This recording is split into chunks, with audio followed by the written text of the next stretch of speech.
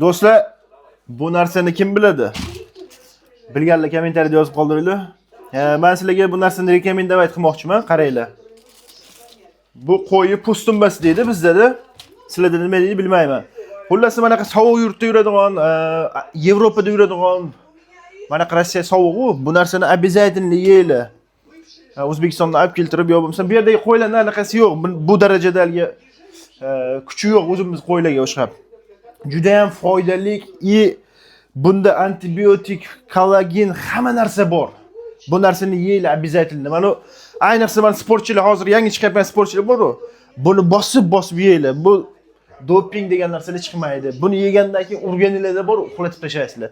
Menga Yekaterinburgga do'stim gap yo'q. Bir og'iz aytishimga samolyotga o'tirayotganda olib kelib, do'stim olib keldim siz zakangiz dedilar. Alloh rozi bo'lsin. Shoh, rahmat oshna. Xudo xolasa bundan oshlarni qilib, chiroyli qilib yesanglar, inshaalloh xudo xolasa anaqa ko'tini qimlatib yuradigan erkaklar kamayadi sal. Попробуй qilib ko'ringlar.